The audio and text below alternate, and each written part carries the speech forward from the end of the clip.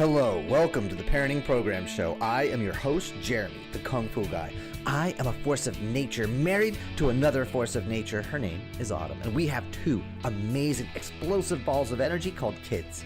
I am a speaker, teacher, author, catalyst, and Kung Fu master, here to help you empower your kids to speak up and own their voice.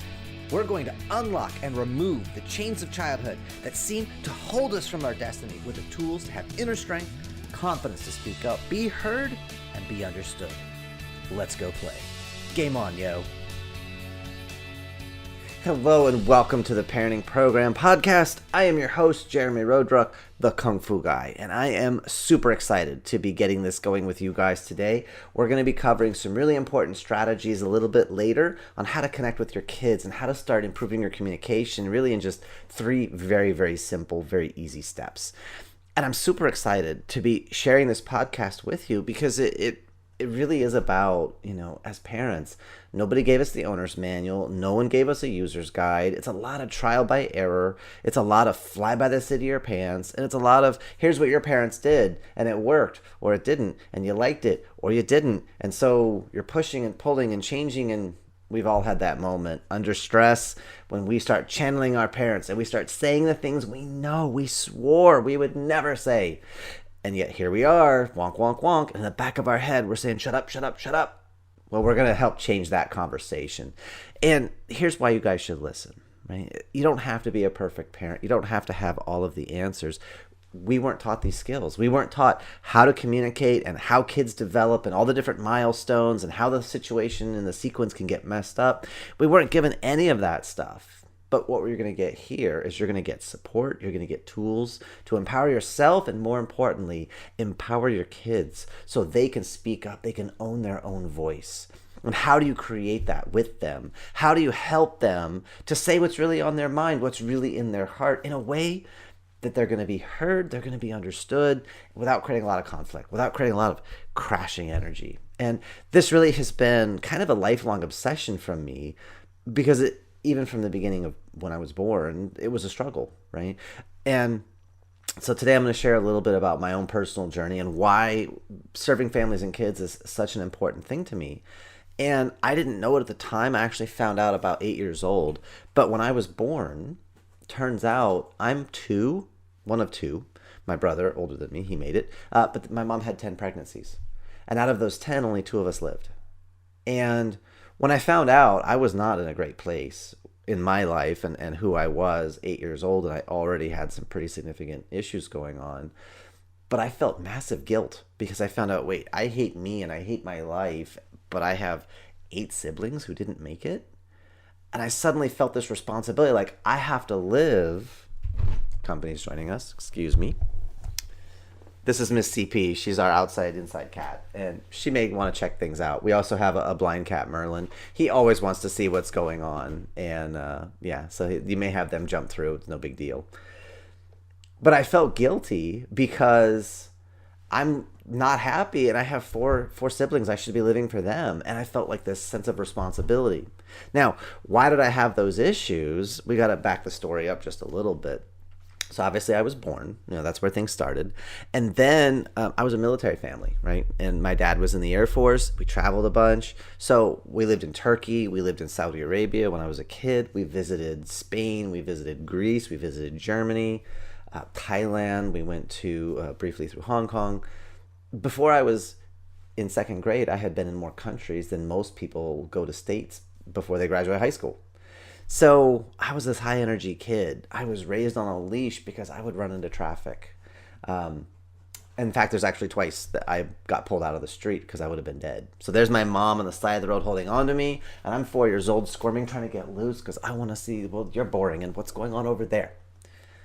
Actually, when I was 4, I got lost in a Turkish bazaar for 45 minutes, almost an hour. It's like my parents are panicked and the Turks are putting word through the bazaar, hey, look for an American couple missing a white kid. And I got extra white. So I was just a high energy guy. 4 years old, climbed on the roof of the house, looking over. I had to tell my 8-year-old brother how to come get me because I was crazy. I was just so high energy and just so all over the place. But unfortunately, a lot of that positive energy that I had when I was in Turkey, it changed when I was in Saudi. And when I was about 5 years old, I was out playing in a place I shouldn't have been. I went out past the security gate. We lived in the military compound. And I ended up being abused by a security guard.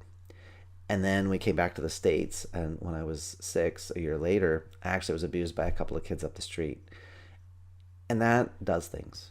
See, I didn't blame the other people because little kids don't know how to disassociate. They don't know how to separate I am bad versus I did something bad. That requires the ability to disassociate our behavior. And so the abuse, there was a part of me that said it was my fault. I deserved this. I didn't follow the rules. I went out where I wasn't supposed to, and I didn't make the situation wrong. I made me wrong. And unconsciously, I buried the memories, but I just lived in this place of survival for pretty much my whole life, like 20 something years, constantly in a place of life and death. You ever play tic-tac-toe with a 7-year-old who believes that if they lose, they're going to die? It brings a huge level of intensity. And what that did for me is it made me just realize I'm a freak. I got so much energy. And then you add that survival instinct on top of it. I had to back up. I had to watch what is going on, who are these people, how are things being done, because I'm too much. I have too much energy for a given situation and I scare people. So I pulled back and I had to hide who I was and I had to study other people and figure out the situation. So think of it kind of like I was a skittish cat where I don't know who to trust, I don't know where to trust, and where's safety. Never sat with my back to a door. I always saw all the entrances and exits. I always knew my environment. And that's how I kind of grew up from 2nd grade to 5th grade. But it wasn't all, darkness and dark clouds and goth music. It was a lot of the good times too, and there was a lot of good fun. My parents gave me a lot of unconditional love, and they really did their best to love me and to help me. And one of the benefits of all that travel, in 2nd grade, we got into a new school system. I didn't have to make friends because I had teachers who would introduce me to everybody. I didn't have to do anything. It was like, oh, well, isn't that helpful? Problem. When my dad retired from the Air Force and then in 6th grade I moved to a new school system, I don't know how to make friends. I don't know what to do. I don't know how to introduce myself. So now I get even more pulled back. And going into middle school, I had this idea of myself, who I was, because in 2nd through 5th grade, I was super popular, knew everybody knew me. And then in 6th grade, things got shaky because I really didn't have that anymore. And I didn't really know who I was or where I fit in. 7th grade, where I went to school, 5 different elementary schools came together into one middle school. And so I saw people I had known for 4 or 5 years. I was like, oh, hey, guys. And, people didn't quite remember me. Or I remember one key thing is homeroom. This girl sitting in front of me, I introduced myself, say, hi, I'm Jeremy, and I forget what her name is. And I was like, blah, blah, blah. She's like, oh, I think I've heard that name before. I'm like, yeah, well, I used to go to this school, and then I left for a year and went to that school, and now I'm back here. She says, oh, that's right. You're that a-hole that everyone was talking about. And I went, what? And inside me, something broke. Something changed. And I felt it because this idea, who I had from 2nd to 5th grade, got a little shaky in 6th grade, was now validated in 7th grade. I didn't question her or her opinion and say, well, maybe you have the wrong guy or are you just kidding? I took her 100% to heart and it hurt. It hurt bad. And that began to set a time period in my life where I began to float because I didn't know who I was. I had this anger. I had this fear. I had this need to control. It was a horrible place to live. At the same time, I swam from 8 to 13. And the last 2 years, 11 to 13, I don't want to swim anymore. I want off the team. My parents and I are fighting over it. And it got to the point when I finally convinced them I definitely want to quit swimming in 8th grade. 8th grade. I quit the family because it had been such a caustic experience trying to stop the swimming. I'm 13 years old. I don't want to talk to my parents anymore. I only told them what I felt I needed them to know so that I could get what I wanted. And that's not a great place to live. And so from about 13 to about 26, still very defensive, still very manipulative, kept a lot of stuff back from them. And then when I went into high school, things got difficult. Now, I had a group of friends. There was 13 of us. We called ourselves the Wimpy Kids from the Suburbs, the WKFTS, or the White Kids from the Suburbs, whatever. And I had a great group of people to run around, and at the same time, I felt distant from them. I felt separated from them. I felt like I didn't matter. I felt like I didn't belong. I felt like no one cared. And I had that reinforced because my junior year I got mono and I got sick. And my brother had to shame my friends into coming and visiting me because no one had visited me. My best friend was dropping off my homework and then he would leave. So here I am for weeks at a time, literally by myself and my family, and that's it. And I was lonely. But it gave me time to think. And that was really the wake-up call for me, is like, dude, you're a jerk. Like, you're manipulative, you're this, you're that. And I really began to look at my behavior and go, why aren't they visiting me? And those questions began to change how I viewed myself and how I operated. And so when I came back my senior year, I almost didn't graduate because I only needed one credit to graduate, which was newspaper. I needed one English credit my senior year. I had everything else. But I don't want to write to deadline, and I don't want to write about things I don't want to write about. And because I'm going to be stubborn, my parents offered to buy me a car if I made honor roll. I got 5 A's and 1 F. Guess what the F was in? Ding, ding, ding. Winner, winner, chicken dinner. Newspaper, yeah. I had to go to the teacher at the end of the year and literally beg for a special project just so I could get a D, just so I could graduate, which, pulled my GPA down, everything. So I could have done a lot better in school, but I just wanted to be out of there. I hated being controlled. I hated being told what to do. I'd always had problems with authority. I'd always had problems with, risky behavior. In my experience, actually, risky behavior is not risky behavior. It's adult behavior in pre-adult people, right? I quit smoking when I was 9. I also decided against taking holy orders to become a Franciscan monk because I'm going to go and be a dad, because that was something really meaningful to me. I wanted to, this idea of being a spiritual father, but how can you be a spiritual father if you're not a biological father first? And so at 9, I decided I wanted to be a dad. I quit smoking, and it's a weird place to be. By 12, I was doing cross-cultural religious studies because I didn't know who to trust. I didn't know what to trust, so I had to do it all myself, is what I felt like. I didn't know who I could talk to. And really, that's what led me into college, and it led me into a space where I could start to become more free and more open. My grade point in college, no studying, I had a 3.6 because college worked for me. I clicked so much better. But my parents had a rule. Either you're in college or you're working, you're not going to stay here for free. And so when I first started, I didn't really know what I wanted to do in college. So I didn't start. And immediately I went and worked in a sandpaper factory. And then by the time I figured out what I wanted, my parents wouldn't pay for it. Nerds. So that complicated things, but I ended up going to college for about 1.5 years. While I was working in the sandpaper factory, I also started Kung Fu. And that was the second major milestone in my life. The first one, obviously, is the abuse. The second one really was starting Kung Fu, because that's where everything literally began to turn. I remember it was May of 95, and we had my teacher's teacher. So my teacher is Grandmaster Benny Ming. It's my Sifu. Chinese term means teacher and father. I'm a Sifu. It's pretty awesome. But the next level up, my grandfather in martial arts, my Qigong, is Moyat, one of my Qigongs. So Grandmaster Moyat, he came to do a workshop in Dayton, Ohio.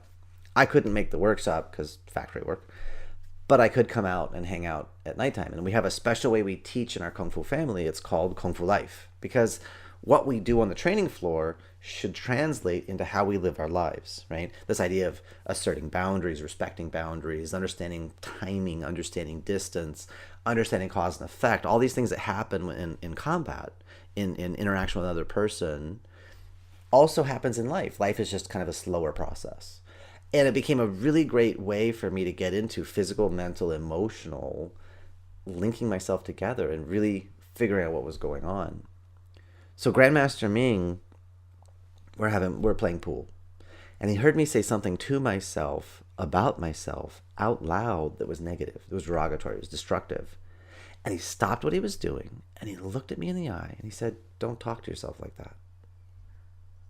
And he held it for a second.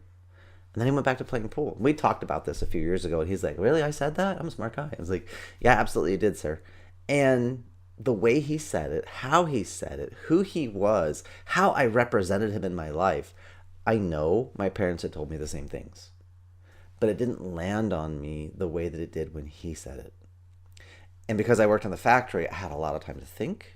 And I realized just how angry I was about everything all the time. Anger woke me up. It got me fed. It put me to bed. It's how I cooked. It's how I cleaned. It's how I did everything. And I really began to start going into that conversation and going, well, how am I talking to myself? In my head, but out loud, everything.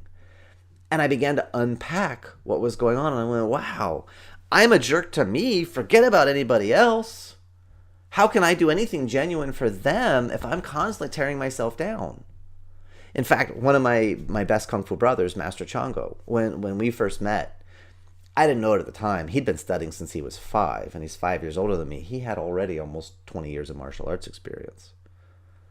But he went to shake my hand and say, hi, I'm Chango. And I was like, oh, I don't shake hands. He was like, oh, why is that?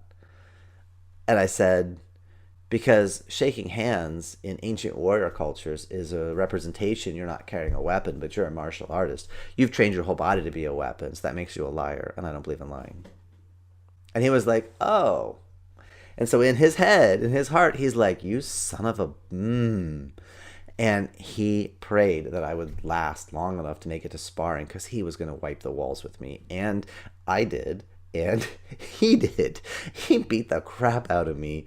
And it wasn't any fun because every time he would knock me down, hit me, punch me, kick me, whatever, I would get up and go, that was cool. How'd you do it? And I'd come back and like, do it again. And I was like this insatiable little puppy that no matter what you do, I keep coming and keep coming. It's like, oh my gosh, stop yourself. And he realized over time, I wasn't the jerk that I presented myself as. That was actually a defense mechanism because I knew inside, I believed that I was worthless. And since I was worthless, I knew you were going to reject me.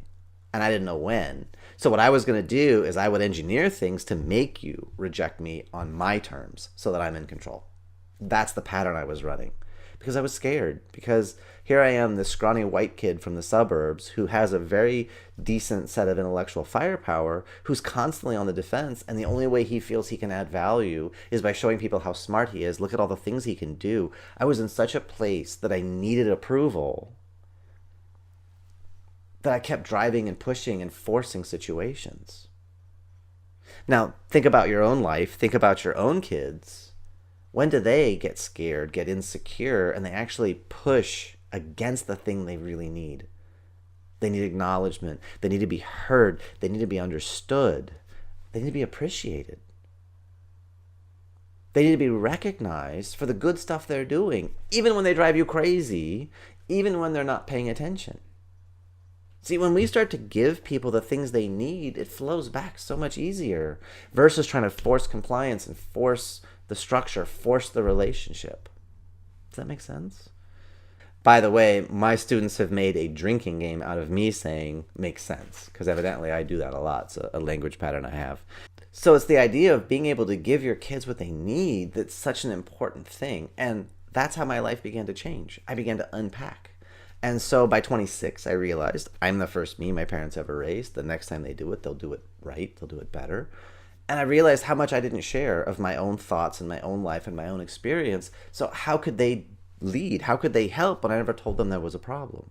So martial arts began to help me change my communication, began to change my self-confidence, right? I became a Pan American champion. I became a national champion multiple times, multiple grand champions at various tournaments. I've been featured on DVDs. I've written articles for nationally published magazines.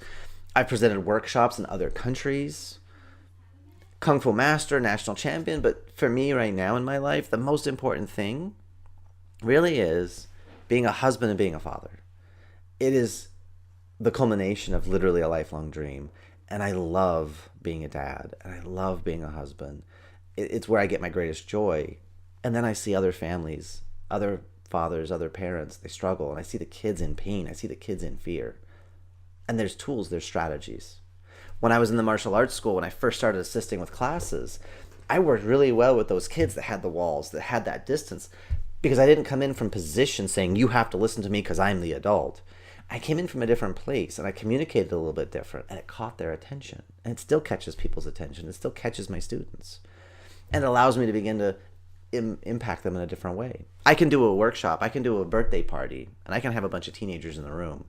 And within less than an hour, they're cleaning my martial arts school. And they don't know me from Adam. And the parents are looking at me like, how'd you? And I'm like, different language. It's a script. I actually have it in my book.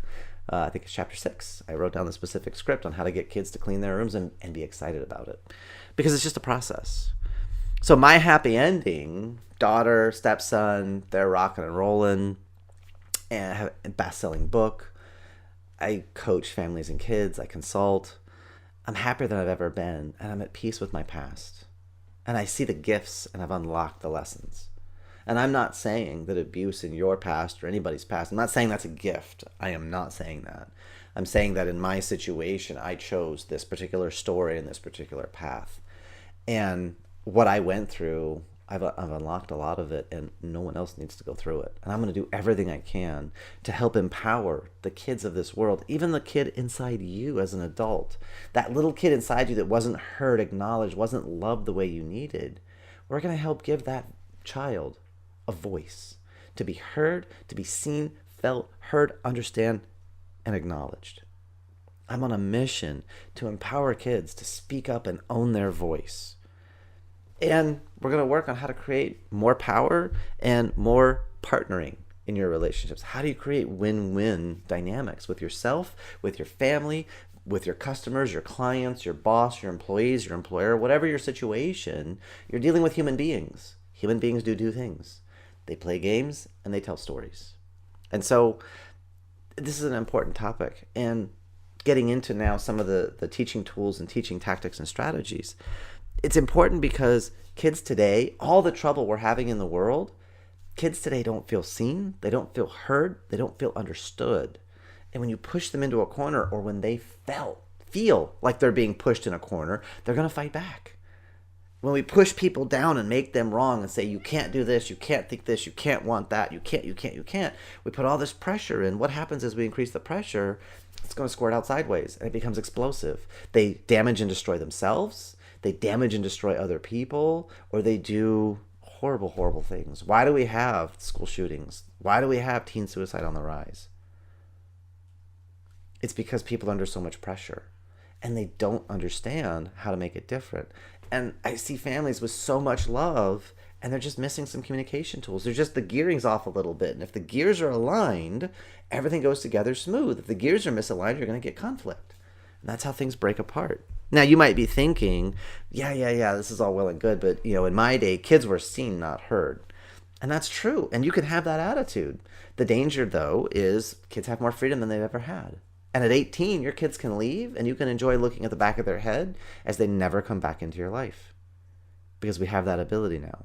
Kids have that ability. When they become adults at 18, they're no longer kids. They can just leave your life. So you can be in that place, we call it positional authority, and you can be, I'm right, listen to me. And they bounce out because they have that freedom.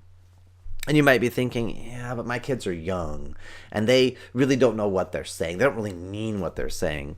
And what I'll tell you there is the words may be messy, but their heart always speaks the truth. Even if they don't know the right words to get across, we as adults, we need to stop and we need to listen. And we need to figure out what is their heart communicating versus getting stuck on the structure of their words.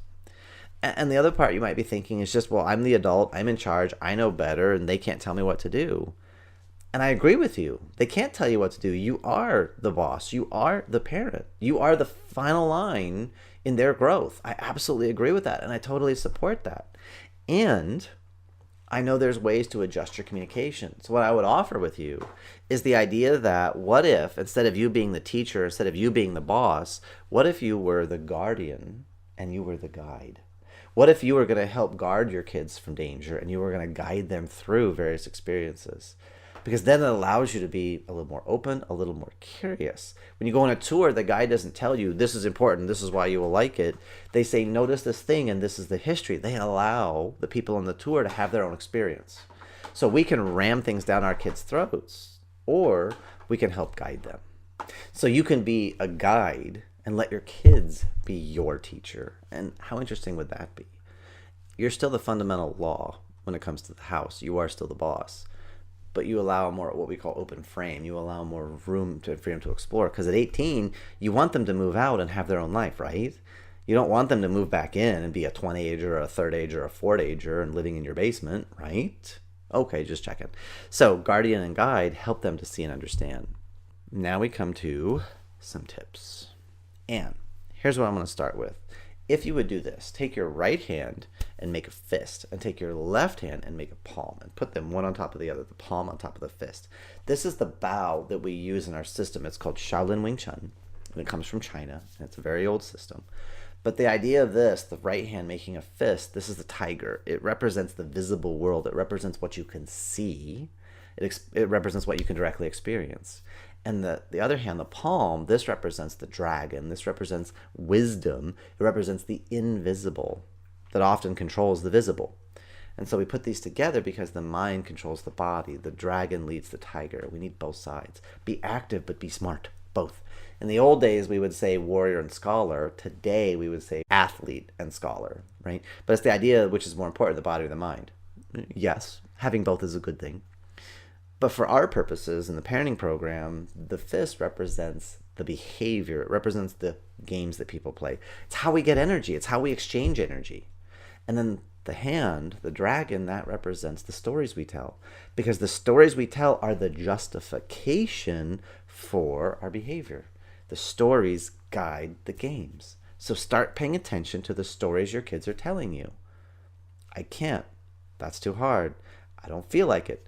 Those are all stories. I didn't ask if you felt like it. I asked you to do it. It's that simple. So we want to start paying attention to the games they're playing and the stories, and how are we feeding energy? How are we giving them energy? Right? That's the second piece to this, is I have the games and I have the stories, but then I want to start paying attention to what am I reinforcing? What do I get excited about? Right? Why did 2-year-olds run away from mom and dad? Because if you get up and you run away from mom and dad chase you, and you get more energy from the chase me game than I do from the stand still and listen game.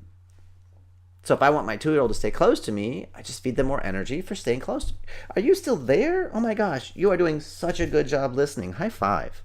And then I go and do my little shopping a little bit. And, oh my gosh, you're still right near me and you're doing a good job listening? I'm so proud of you. Can you give me some knuckle love? And I do that for, every 15, 20, 30 seconds. But I just acknowledge them and say, hey, wow, I love how close you are. Could you hand me this? Could you hand me that? Oh, here. Could you put this in the thing? Oh, you can't stand. Oh, here, let me pick you up. And then, because I'm engaging them with energy and they get energy for staying close. So I'm feeding that. The other thing to watch is when your kids are upset and they drop down.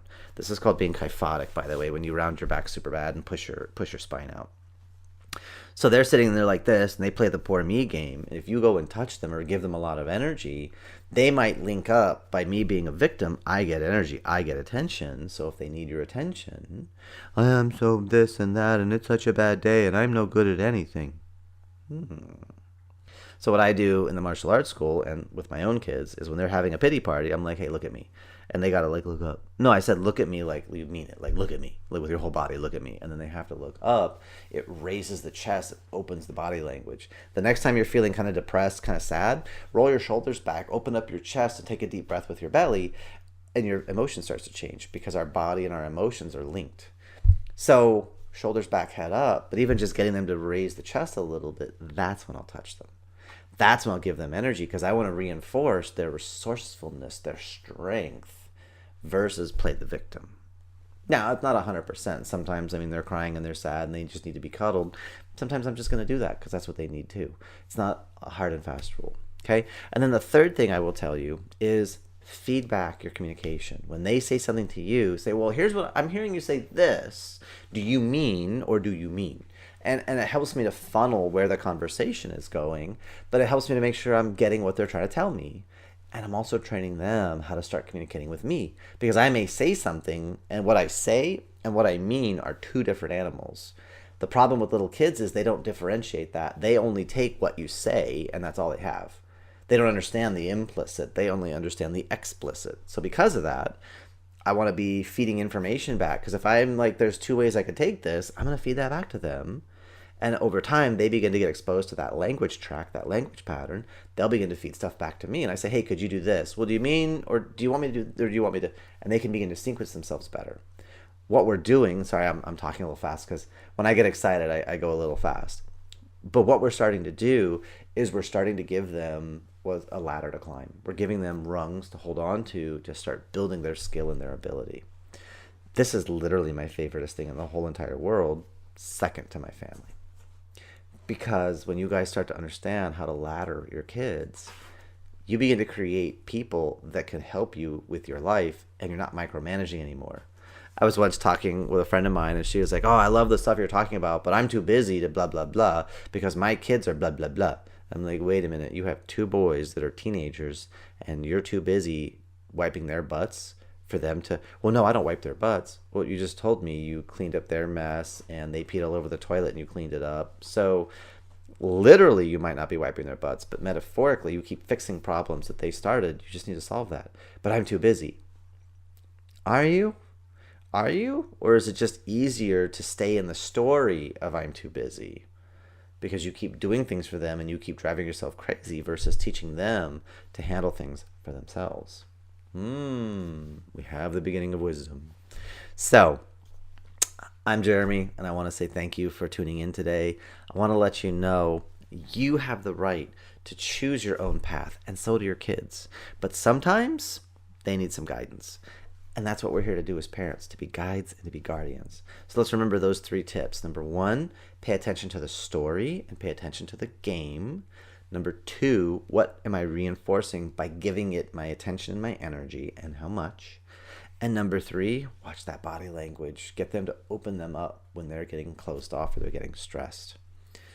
And to just summarize the conversation, I went through a lot of pain and a lot of stuff. And I didn't even go through the whole story because it's a lot longer.